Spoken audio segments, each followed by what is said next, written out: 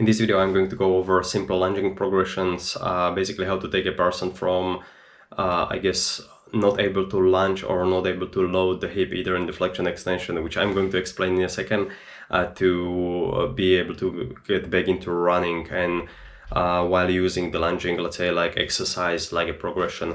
I'll try to cover a few simple tricks, tips, maybe just super superficially, so hopefully it's not going to be crazy long video, and something which is going to hopefully help you just to have few ideas what to do with the patients, or maybe spark some interest into maybe tweaking the movement a little bit, so person who is not able to lunge or step or who have certain issues, they are going to be able to do it with these tweaks.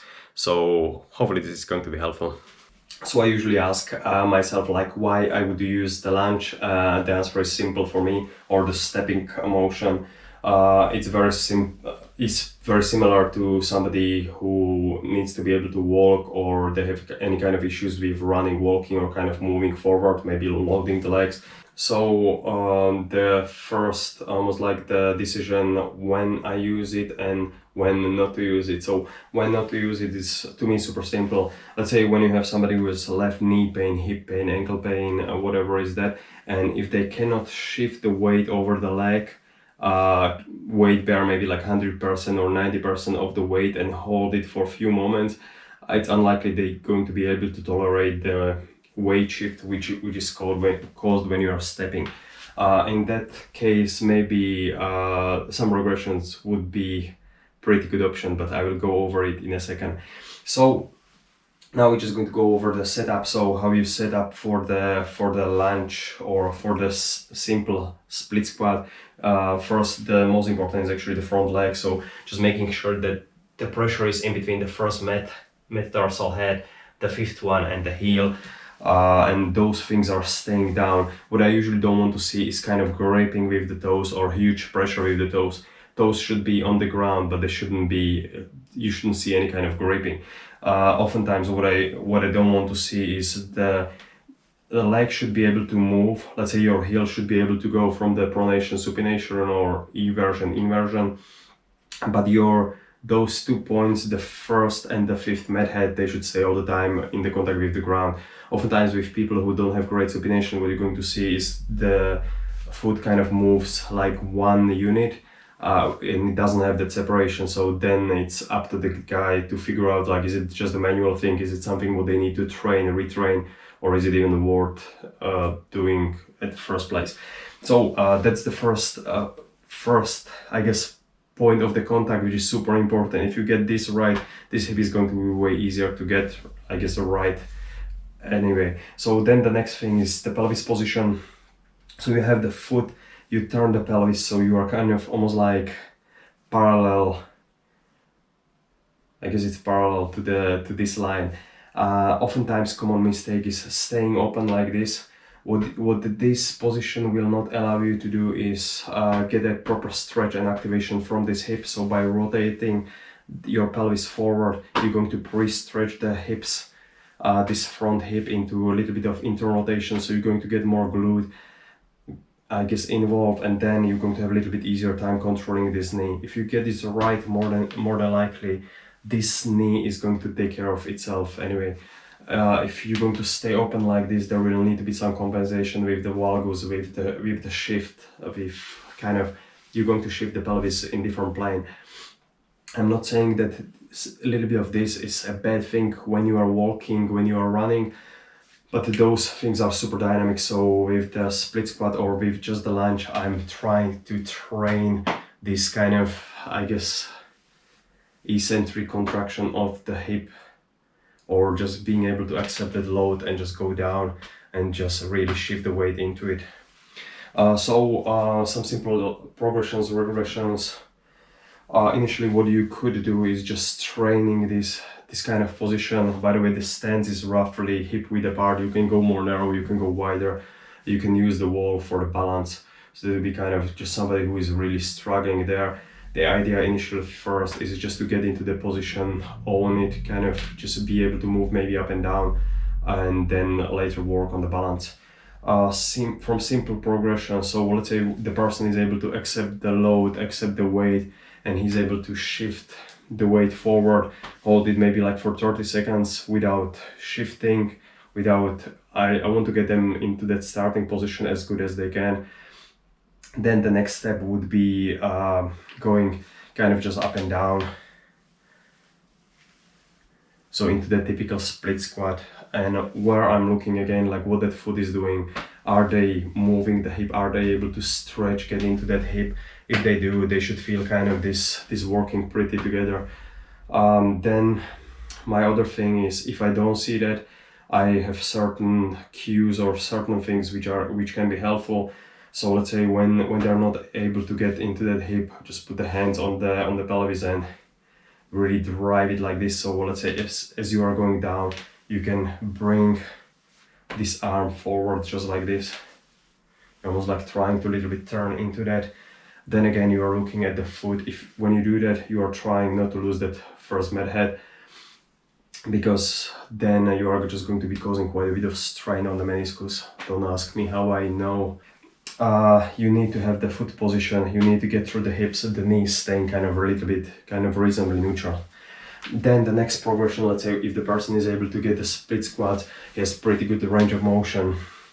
And again, for the runners, you need to pick your battles. So if they are just a road runner, they don't go very deep into that position, so they don't really need that much of the flexion. So even like the quarter squats or quarter split squats would be pretty good in the proper form. Just being able to shift the weight, kind of open up that hip. Then the next step is going to be just getting them to work with a little bit of momentum. As you are stepping forward, there is a little bit of your body, this leg needs to slow down the weight. So it's not just up and down, but it's forward, slowing down, going backwards, going backwards. And this kind of step brings kind of interesting idea with where the torso should be. Usually with the lunges, we just lunge forward, but that's not what happens during the walking. It's always opposite arm, opposite leg. So maybe just stepping like this or reaching with this hand over the knee is pretty good idea to pre-stretch the leg over here, especially with the knee pain patient or with the guy with the hip issues. This will help to load the hip quite nicely, especially in the combination of flexion and transverse plane. So similar, let's say, to walking. Generally with the frontal plane, so side to side, I don't see point of doing too many things unless you of course test it, which it's a point for different discussion, where you would just reach kind of downwards, or you could reach overhead, or you could reach to the side. There are like millions of options how to do it, but again, not necessary. So this is usually just the first one, how you get that hip not just to slow down and that leg in one plane, but you add that little bit of stuff which happens when you are walking or running. So then the next thing is, if you are able to step, and we are talking about the knee or hip patient, so then you would just do it without the rotation, and then you could reach, let's say, overhead, where you are going to be taking away the loading the hip, and you will start to load the ankle and the foot a little bit more, just with the little bit of extension. By doing this, you are removing that loading the hip into transverse plane and also into sagittal plane in the flexion. So again, for somebody, let's say like who are very upright runner, this is going to be pretty good idea to do it like this. Then the next thing, just the basic regression. Let's say you could use the step. So when you are stepping onto platform, there is going to be still more weight on the rear leg. So it's going to be a little bit easier, and you could use that just gradually kind of regress it down. Same applies with the split squats, when you just put your leg, let's say, on the stool and you just go up and down or just shift forward and backwards. There's most of the weight on the rear leg. And of course it works the other way around. Let's say if you have the step and you start lunging downward, there's going to be way more momentum going forward. So that's something how you can progress it without using, I guess, extra weight, and you are using like the body mass momentum, like extra progression. It's kind of mouthful.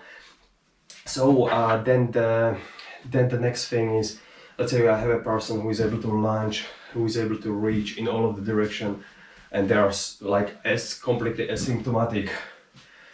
Then the next step, what I usually go through, is something which is what is called leap, especially if it is a runner or somebody who is into running, which I would just, it's the shift from one leg, and then there is just a little bit of air time. So what you do is basically just stand on one leg and then just hop maybe on the involved leg, or same the other way around.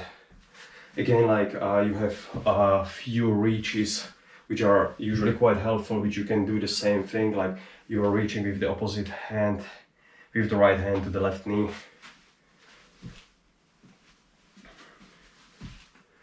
And then later on you can, let's say, extend, you can, sky's the limit. The reach direction and how far you reach just depends on what you want to kind of activate or pre-stretch. You can think about it like if you reach across like this, what I'm doing is I'm flexing, I'm internally rotating that hip, and I'm more than likely slightly adducting that. So my hips will need to abduct, they will need to externally rotate, and they will need to extend. So I'm preloading those glutes. So less I reach, less action I get over here, less load I get over here. We are able to shift with the reaches basically to whatever you want to. If you want to know more about this, I believe Gary Gray spent like, I don't know, like 5 years talking about stuff like this. So this is the leap. So shifting the support into the other support. So it's basically like a lunge, just with a little bit of air time. So you're adding a little bit of momentum. Then the next step would be basically going from the same leg into same leg. So you're able to produce the force and slow down the force. Again, like you can just add some reaches here, or you can just, and then just reach kind of in the whatever weird way. That the reach can be with the arms, of course, that the reach can be with the leg going across. Like, doesn't really matter, it's more like what kind of momentum you're trying to slow down. This might, at this point, it might be very confusing, but bear with me. If that person is able to do it pain-free, he's able to stick it, slow down, you kind of see it when you see that movements that they're just doing it, they're not thinking, they're not like, oh, isn't my knee going to hurt?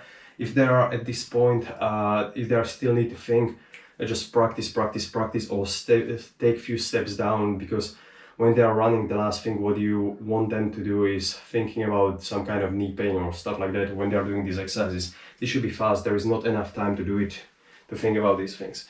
Then the next, let's say, progression would be just kind of that triple hop and stick.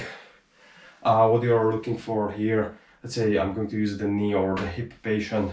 You are trying to, on that second hop, you're trying to see that as they are landing, they are not losing too much height. It's almost like nice contraction. They're able to use that.